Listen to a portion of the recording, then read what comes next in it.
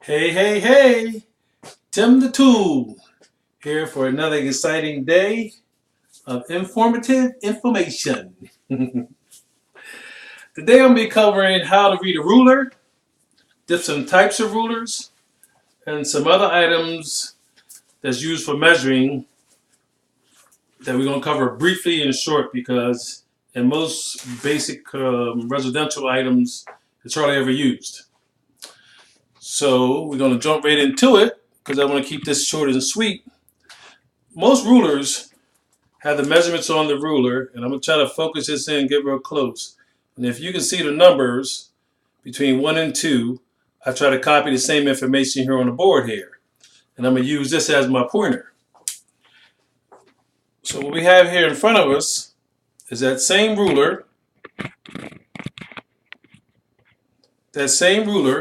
and we broke it down in reading the ruler.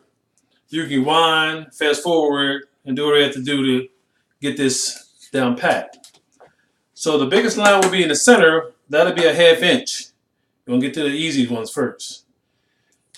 The one that's the next largest one from the very beginning, if this was 1 inch, that'll be 1/4, 1/2 inch, and 3/4. Then the lines get smaller. You go to 7/8. I'm sorry, I'm going the wrong way. 1/8, backwards, flipped around camera kind of thing. 1/8, 3/8, 5/8, and 7/8.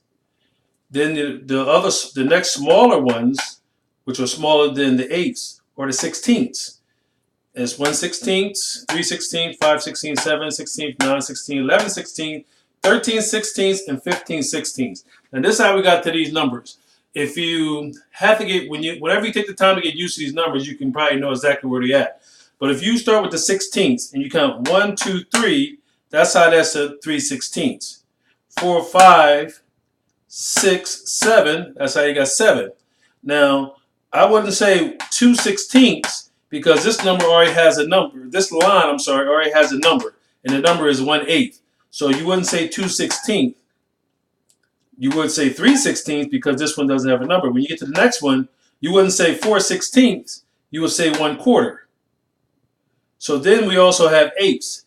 From this, every 2 lines it'd be an eighth. So I said this is 1/8. This wasn't be 2/8 because, like I said, it already has a number. Because the next one doesn't have a number, that'd be 3/8. And that's just the basic information on how to read a ruler. So if you got something in between inches, and you want to know what the dimension is, you can say it's 5.5 inches or 10 3/4 of an inch.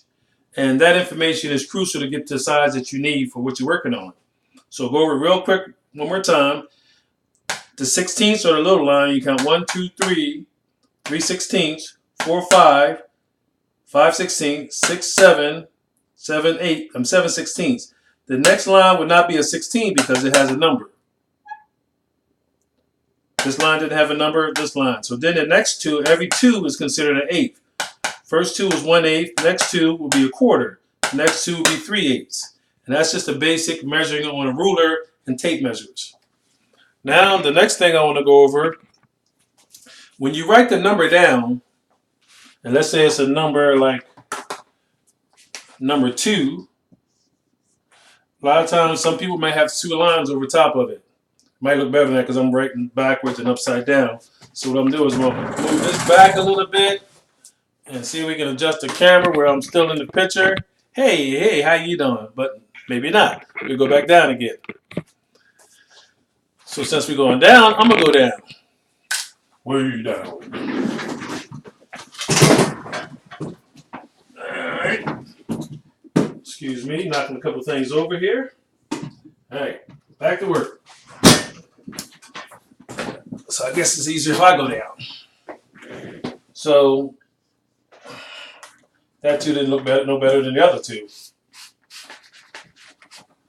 When you put 2 lines over top of a number, that means it's inches. So if somebody write 27 and put 2 lines over top of it, that's 27 inches.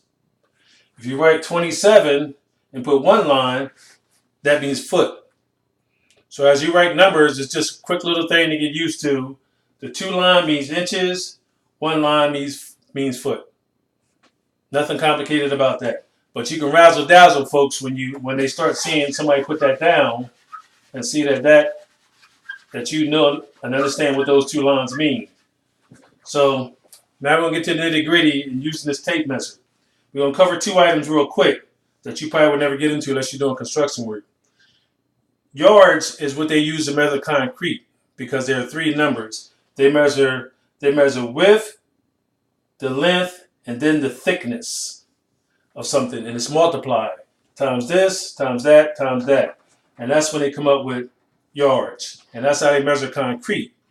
You don't have to really worry about that. If it's something that you're interested in, give me a holler back on the comments, and I can go into detail for you. Square footage deals with a roof most of the time. In roofing, I'm sorry, a square.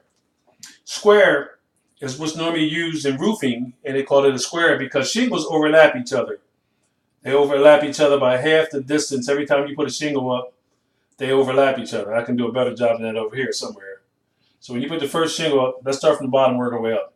You put the first shingle up, they overlap each other. So you can't get an accurate dimension on how many shingles you need, so they call it square. So when you're dealing with roofing, they call it square in measuring how to get the shingles. That's something a little bit more complicated unless you're going to do some roofing work. I can get into that later on. So the couple items that we will cover and get into a little bit more detail that you could use on a regular basis and will use on a regular basis will be lineal foot and square footage. Now, lineal foot is exactly what you see. The length of something, and that's considered lineal foot. So if you have a room that you put in baseboard down, crown molding, shoe molding, wherever you're putting down, if you have 10 feet here, 10 feet there, 10 foot there, and 10 foot there, each one of these is considered a lineal foot. And you just total these together, and you got 40 lineal foot.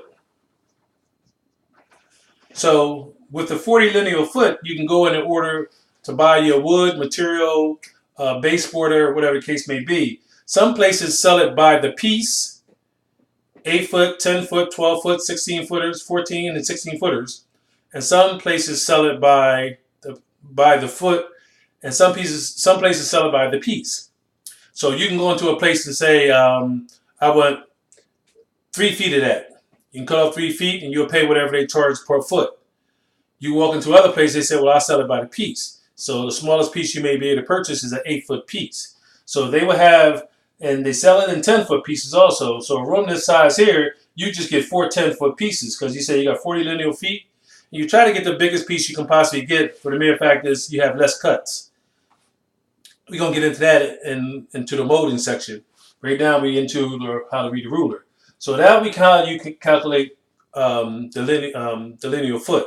Just a straight measure from one side to the other side to the other side. You really don't have to worry about adding weights to lineal foot because you get the actual number. And if you had to get an 8-foot piece and cut off 7 foot, of course you're going to have some weights. But you don't have to do calculation as it relates to weights.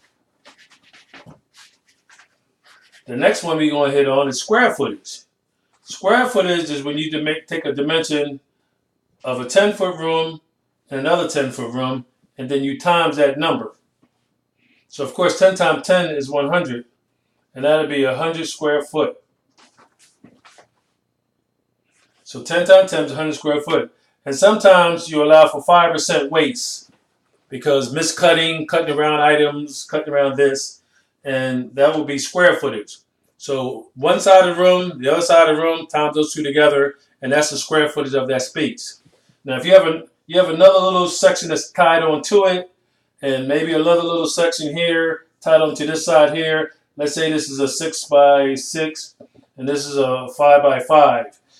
You know these two sections is 100 square foot, so you just times these two numbers here, where you get like a 5 by 5 room, which will give you 25, and